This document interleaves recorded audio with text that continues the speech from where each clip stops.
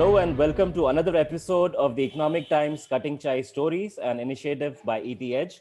I'm Ashwani Mishra, and as part of this initiative, we bring to you engaging conversations with CXOs over a cup of chai as we dive into their journey over the years, their passions, learnings, and what did it take for them to reach where they are today. I have been joined by a very special guest today. She has been the recipient of the Jewels of Punjab Award from former Prime Minister Dr. Manmohan Singh. She has been honored with the Global Excellence Award by the House of Commons in the United Kingdom, in addition to the plethora of CIO awards in her career spanning around 25 years. I welcome Puneet Kaur Kohli, CTO at Universal Sompo General Insurance on Cutting Chai Stories. Welcome, Puneet. Thank you very much. Thank you, Ashwani, and thanking me for giving me an opportunity to having us on this platform. It's a pleasure and honor, Puneet, to have you on this conversation. You know, Puneet, all children have dreams of what they want to do or who they want to become. You had a passion to soar high in the sky and become a commercial pilot. What stopped you from becoming one?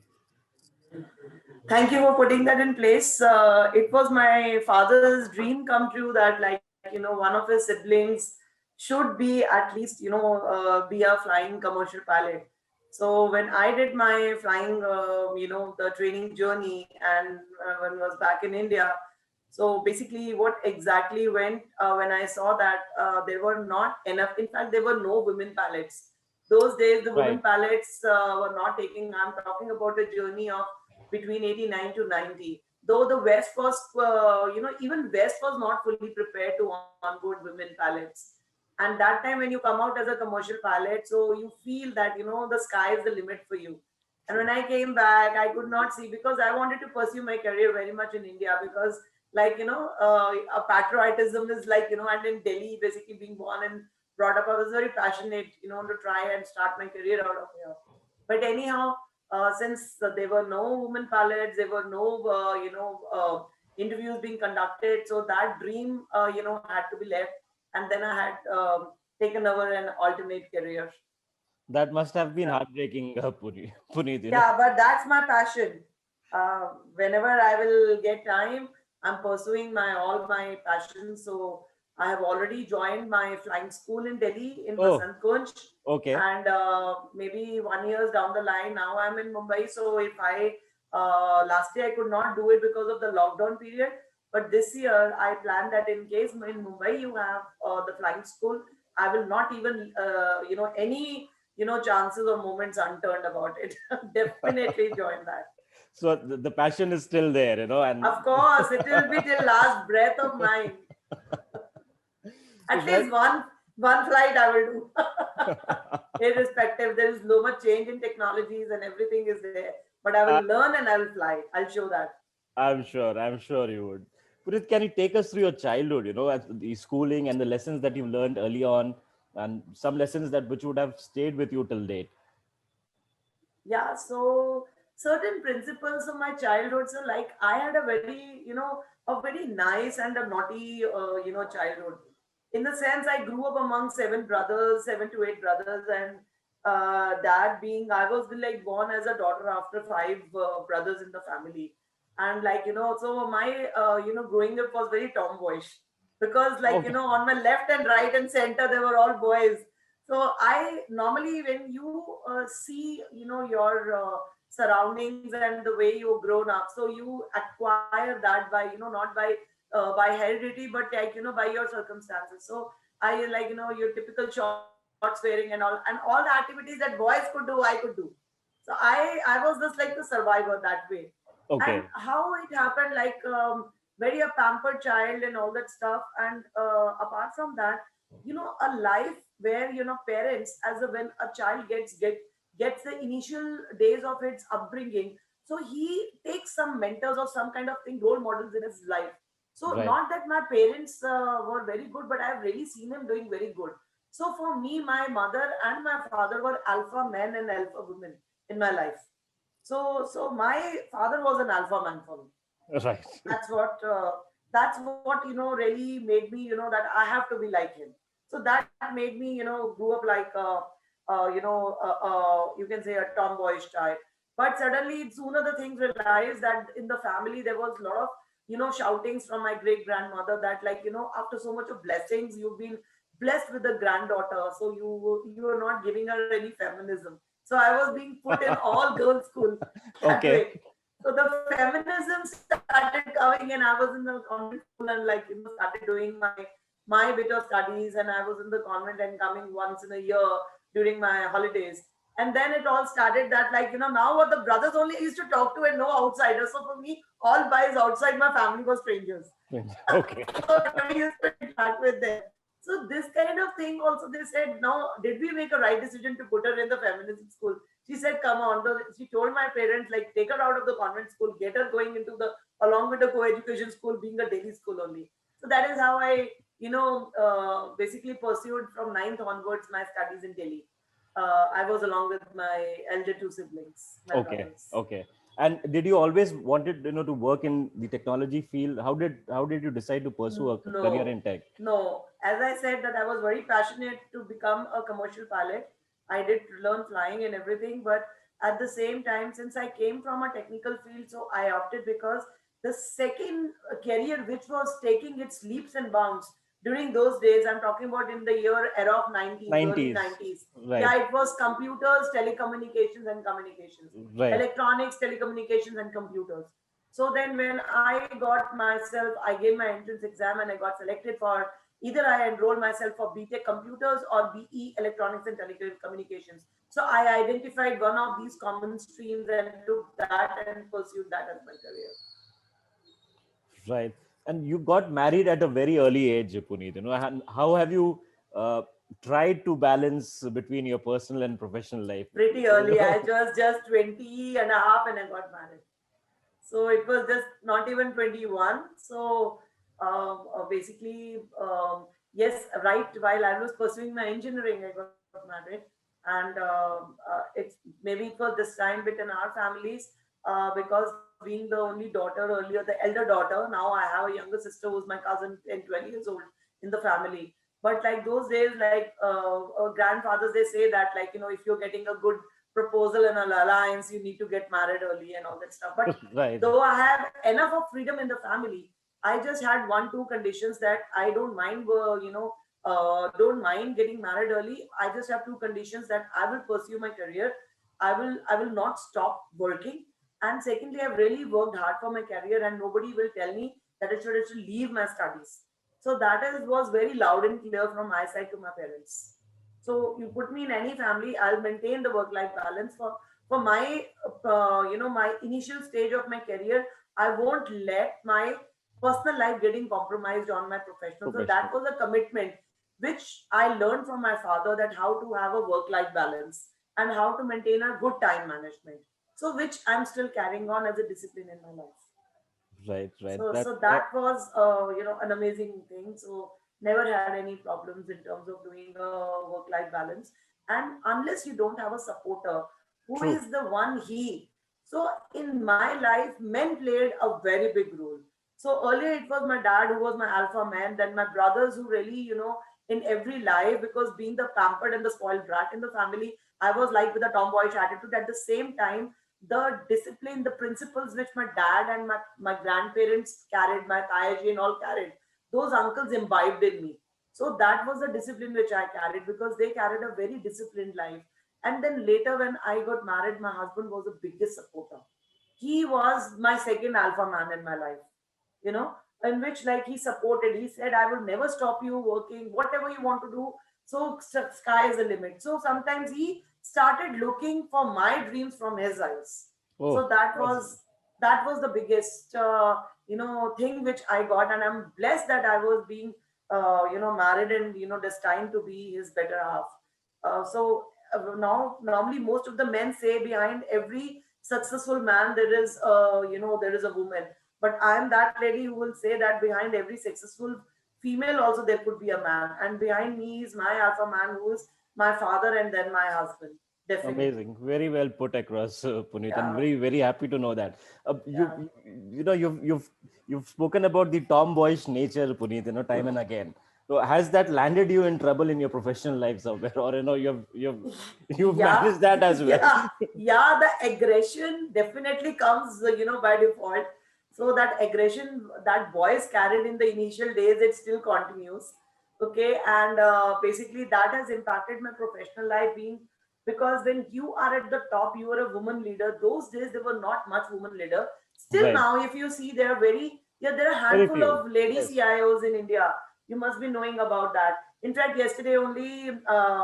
Recently, a tech jockey has come out. I am amongst the top 7 ladies in India in IT and tech. It is there as a part of it. So, the aggression continues. You have to maintain it's not being the top always. It's about maintaining the consistency being at the Consistency. top, right? True. So, amongst all men, then you have people. When I started my career as a journey till 2000, I can say till 2006. Yeah, 2006, I was still in the senior management grade, like senior manager or an additional manager. I took over in Career Aircon as my first CIO, and Okay. that was a journey when suddenly I see that I've become a CIO and I have the people who are I'm half of their age and they're reporting into me. They carry a work of experience of 27 years, 24 years, and they're well versed with the domain experience of manufacturing, SMEs, and all. So when they used to come, it's like I believe that the by default I adapted that. My father said that if you want to gain respect, you need to give Give respect, respect. and that's what I basically carried on till date in my life. So I will phrase something like "Ji kahoge to ji karvaoge."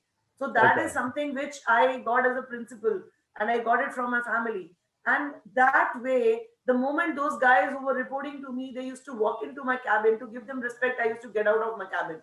I used to get up from my seat. And when they said, "Ma'am, we bow our head in front of you, you are still a line manager." I said, one thing is for sure, professionally, we are going to work together and achieve bigger heights.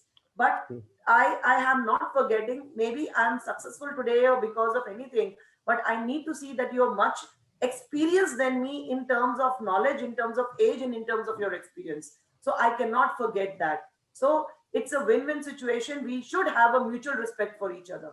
So that is how the teams used to work. And this is still date which gets carried on. So So would it be yeah, right to call, so this is the one way where you lead and inspire your team, it's both yeah, ways. yeah. It's both ways. Yeah. So it's basically once as an aggression comes, which I don't like, beating my deadlines, no deviations in terms of meeting the target lanes. Because as I say that I commit a date, that the date comes from within means it's my accountability.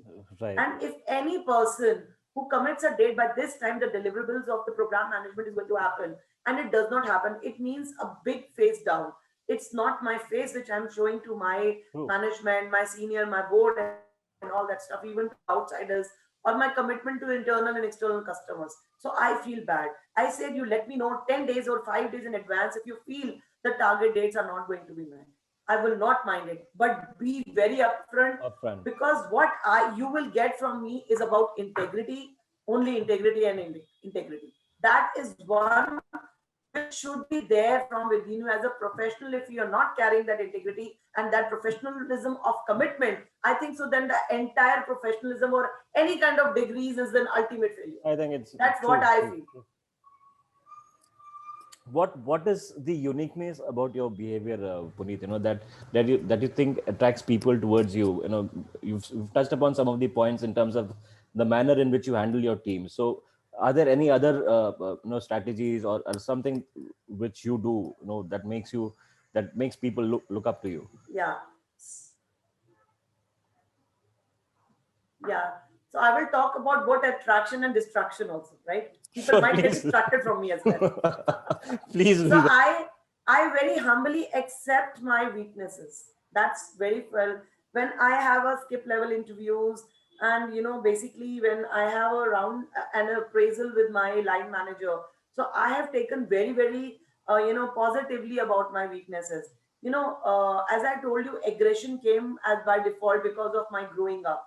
So Right. that aggression continued in terms of my work, in my professionalism, like meeting deadlines and all that stuff. One thing which I love about is that I create an absolute transparency. I feel that any person can walk into my cabin.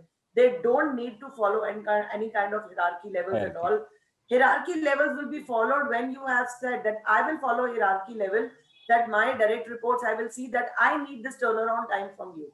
But Right. I would not go to the lowest guy. But in case the lowest guy is facing some issues and he has to basically bypass his top lines, he can come directly to my cabin because I'm accountable for his succession planning, his progression, his roadmap as a part of his career progression is concerned.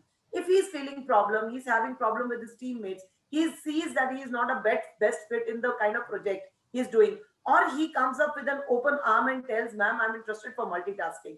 So what I do is 3 to 4 things which I create in my team structure is one, succession planning, and basically what you say, an attitude to learn Right. something every day new. It's not only what you acquire during your academics and your experience, it's the It's what you domain can do. knowledge that you need to do. I do a multitasking, means a round robin fashion. Every 2 or 3 years, if I'm in an earning organization, I keep on rotating my, skill sets. If a person is an infra guy, I will move him to security. If a security person is interested to come in vulnerability assessment, he will be saying, there is no harm. Even I have taken in my erstwhile organization like Manapuram and all, I basically took for data scientists, statisticians, MCOM specialists, and made them learn Python and do artificial intelligence. Oh, so Yeah, that's the trust that you build yeah, in. that you carry with them, and that the trust factor that I need not see that only technology holders can only learn technology. It's not limitless. It's limitless. You have to understand how, because the latest technology has robotics, process automation, and all that stuff. You'll be surprised. In my erstwhile organization, I created a around 6 center of excellence in UI paths and all. And what Okay. I believe in the build in a hybrid approach, which is build, transform, and operate, which is Okay. a bot model. So Right. what we used to get people from outside who are coming from the best practices. They come on our services. They train my people who are the freshers, either from a tech or a non-tech background. They say and they acquire a technology. They know the domain knowledge, and then they help them in doing the things. In that way, the IPR remains in-house. The best practitioner guys go on, and those people are self-sufficient to handle any new technologies. So Right. that is what we want to retain. And you will be surprised that almost 25 to 650 odd people in 1 year, I got them transferred from the gold loan operations, which were in the different centers, pan India, who were working on the gold loan closures and targets. They were made to come in IT, and they learned UI paths, and they become they were now the bots and running bots and doing the automations for them. That's true enablement, Puneet. So Yeah. Even mobility, they learned mobility. The people were more BCom pass outs and they're learning mobility. And they were the developers now. They were doing all Android development and everything. So if you have the will to do anything, I did nothing can fail. You will fail for one. I also gave them this mantra. You will fail for one time, you will fail for second time, but third time you will not repeat those mistakes. Do true. mistakes and learn for yourself. So I give enough of freedom, multitasking, succession planning.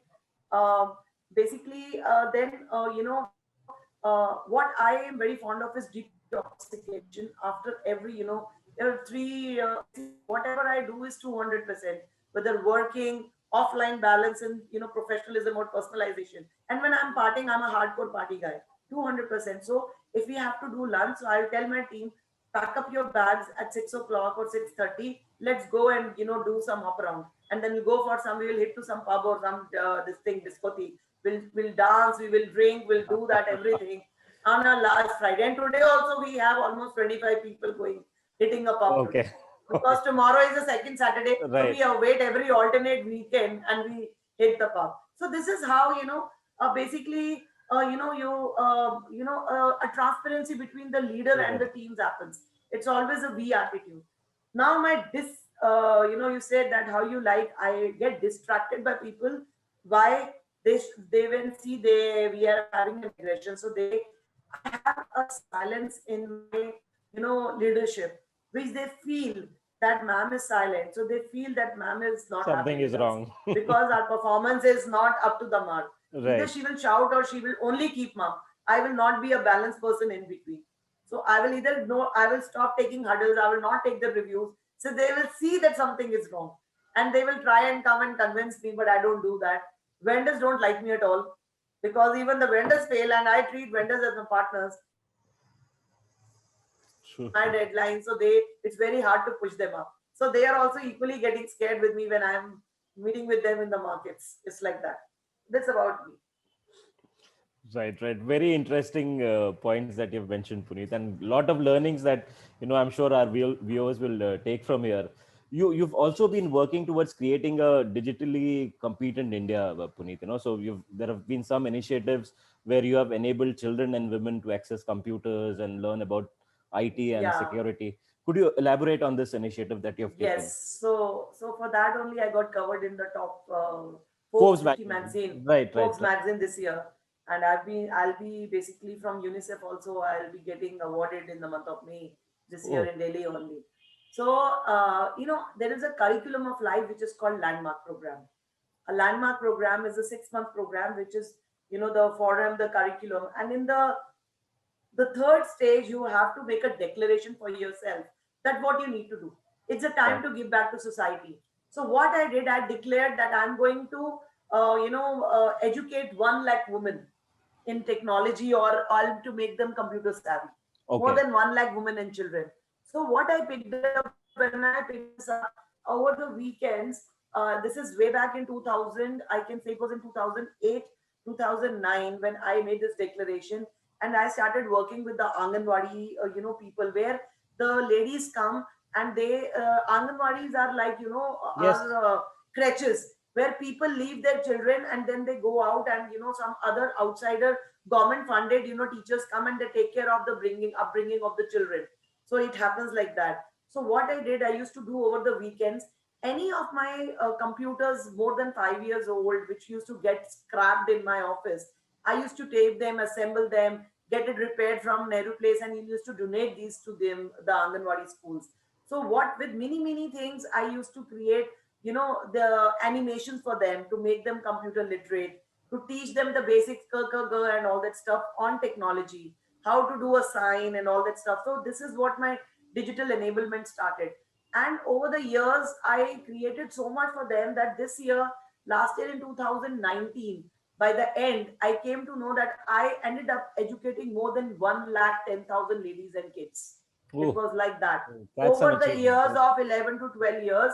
And there was a called NGO called Sparsh, who got Right. associated at that point of time, and then Cry also came. So these are 2 3 organizations who were like funding them and doing things. But I was an independent person. So I've also picked up recently, because I have recently picked up a social awareness program for social security and cyber security for the kids, which I've recently started.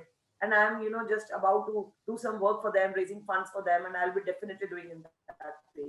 That's my second initiative which I've taken a declaration. I did it on 26 January, and I'll be doing that. So this will be my another initiative to give back to the society back. I've That's already started working. yes, I've okay. done 2 3 sessions in Cochin on the cyber security awareness for the kids, and social security awareness for the kids, cyber bullying and all that stuff. So I got a very good feedback from the parents. So I think so. It's not about only the poor. It's about the social awareness which I want to create to the kids. So that's what I'm taking now. So very noble initiatives, Puneet, and very self-fulfilling in a way. Yeah. I think we are running out of time, Puneet. So one last question that I have for you is, if not a tech leader, what another career or role would you have taken? Again, a commercial pilot, as I told you. I was like very passionate about flying. So commercial pilot, or in case the pilot also did not work out, so definitely I would have been a, you can say, a beauty pageant. So but I'm running my Okay. dreams, because recently I got selected in Mrs. India beauty pageant, and Oh, congratulations. Okay. there only I picked up this social awareness program, because we are not just the models, we are the role models for the society. True. True. So, and we have to live up to it. So I think the time is that my 25 years of tech experience is the time when I have to give back to society, learn from them, and in turn give back to them. It's a win-win for both of us. And and I love pursuing good hobbies that way. So that is how things work.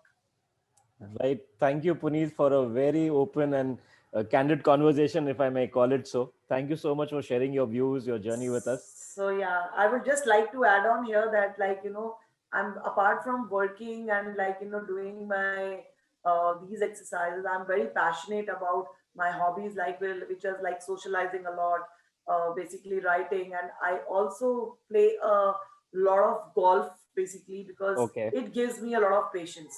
So playing badminton and golf is my weakness that I Okay. normally do Okay. very often. That's also. Thank you. Right. All the best for everything, Puneet. Pleasure Thank speaking you with you. so much. Thank you so much. And then once again, thank you everybody for the opportunity.